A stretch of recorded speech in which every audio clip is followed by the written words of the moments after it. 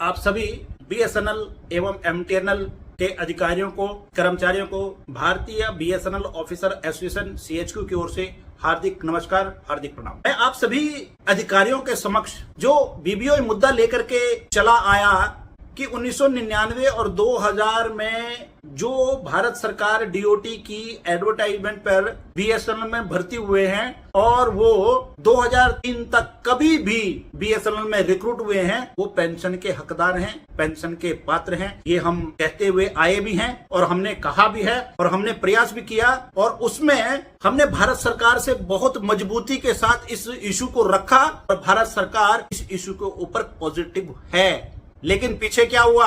इन लोगों ने आप लोगों के इशू में रोड़ा अटकाने का काम किया। इन्होंने मैनेजमेंट को गलत फीडिंग दी।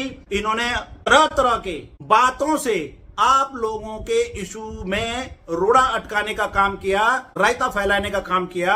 और मैं आपको यकीन दिलाना चाहता हूं कि बीबीओ ने पहले भी कहा था कि डंके की चोट पे जो बीबीओ इशू लेता है उसको डंके की चोट पर रिजॉल्व कराने की हिम्मत भी रखता है और कराता भी है। तो मैं आपको पुनः बताना चाहता हूं, जितने भी डीओटी को हमने पत्र दिए उसका जवाब हमारे को आया, बाय द नेम आया, कायदा बाय नेम आया, हमारे ऑफिस में आया। आपके समक्ष जितने भी पेंशन से रिलेटेड वीडियोस हैं आप उसमें देख सकते हो। उसमें हमने प्रमाणिकता के आधार पर दिया हुआ है। अभी लेटेस्ट 11/5/2024 को हमने एक पत्र लिखा भारत सरकार को, आपको दिखाई देगा आपकी स्क्रीन पे है। उसमें हमने cabinet secretary of India Rashtrapati Bhavan को हमने 11/5/2024 को लेटर लिखा और उसी का जवाब हमारे पास आया है 7/6/2024 को, इसी जून 2024 को आया है। उसमें clear Shri Rajendra Singh Tusir chairman and Kirti Kumar Sharma GS BBOA D2 Atul Guru road, ये भी आपको स्क्रीन पे आपको दिखाई देगा। और उसमें ये स्पष्ट तौर पे कह दिया गया है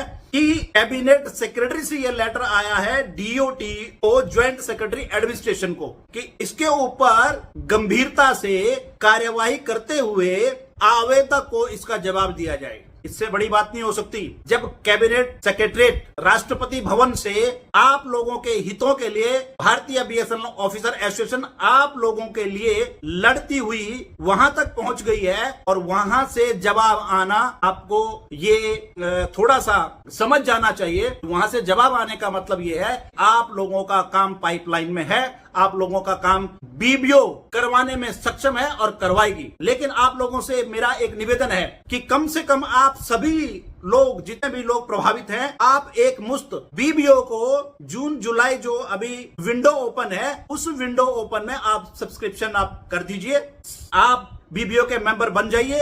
आप लोगों की कमेटी में से हम कुछ लोगों को चुन करके हम आगे प्रोसीड्यूस करेंगे और इस एक साल के अंदर अंदर नेक्स्ट ऑप्शन जो ऑप्ट होता है, नेक्स्ट ऑप्शन तक हम आप लोगों के इस इशू को रिजॉल्व 100% करवाएंगे। ये मेरी डिस्कस हुआ राजेंद्र सिंह तुसीर जी के साथ, मेरा डिस्कस हुआ चेयरमैन साहब के साथ, मेरा डिस्कस हुआ चेयरमैन साहब के साथ। डिस्कस करने के बाद जो आपकी स्क्रीन पर ये पत्र कैबिनेट सेक्रेटरी से आया है, राष्ट्रपति भवन मंत्रिमंडल सचिवालय से आया है, वो आप लोगों के स्क्रीन पे आप देख सकते हैं। हमारे पत्रों का जवाब आया। इन्होंने आप लोगों के लिए इन्होंने एक भी आवाज नहीं उठाई। रुकवाने के लिए ये आवाज उठा सकते हैं अंदर ही अंदर, लेकिन काम करने के लिए इन्होंने कोई आवाज नहीं उठाई। आज बात करते हैं, ये हम राष्ट्र विचारधारा से संबंध रखते हैं। राष्ट्र विचारधारा से संबंध रखने वालों का इतिहास उठा करके देख लो। इन्होंने जब से 10 साल के अंदर इन्होंने स्ट्राइक, धरना प्रदर्शन, सरकार को गाली और मैनेजमेंट को गाली, इसके अलावा इन्होंने किसी प्रकार का काम नहीं किया और इसी वजह से आप लोगों के अहित में इन्होंने काम किया है। और बीबीओ हमेशा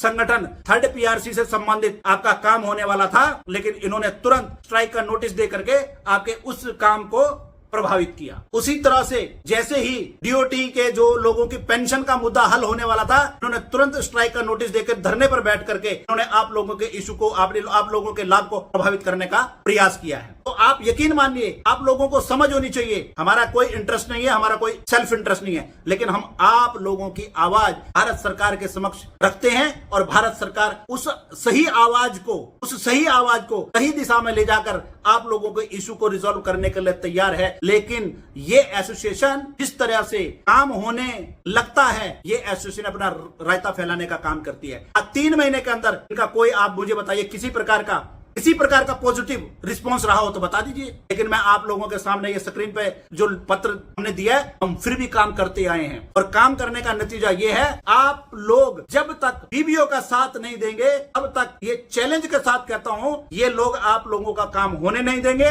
और ये लोग आप लोगों की काम में बाधक सिद्ध होंगे। और मैं चैलेंज के साथ कहता हूं, 1 वर्ष के अंदर अब जो सब्सक्रिप्शन है, मेंबरशिप सब्सक्रिप्शन है, आप उसको ऑप्ट करिए ईएसएस पोर्टल से और उसके बाद आप 1 साल के अंदर अंदर हम आप लोगों के इस प्रभावित मुद्दे को, डीओटी पेंशन को, हम इस मुद्दे को सॉल्व और हल 100% करवाएं। लेकिन जब तक आप लोग एक मुश्त नहीं आएंगे, हमारे पास कोई आगे जवाब नहीं होगा। ये हम प्रयास करते रहेंगे, चिट्ठी लिखी उसका जवाब आएगा, लेकिन प्रोसेस और प्रेशर तब लग सकता है जब आप लोगों का साथ हमारे साथ होगा। तब हम इस इशू को बहुत मजबूती से, बहुत ही सकारात्मक रवैये से इसको हल करवाने में हम सक्षम होंगे। तो इसी के साथ मेरे प्यारे साथियों, बीबीओ सीएचक्यू आपसे हम्बल रिक्वेस्ट करती है, आप बीबीओ को मजबूती दें, बीबीओ को अपना समर्थन दें, बीबीओ की मेंबरशिप से जुड़ें, बीबीओ के सर्कलों में अपने सर्कल बॉडी बनाएं, बीबीओ के हर बीए सर्कल के अंदर, डिस्ट्रिक्ट के अंदर डिस्ट्रिक्ट बॉडीज बनाएं और फिर आप देखना, अगर आपका एक भी कार्य अगर रुकेगा,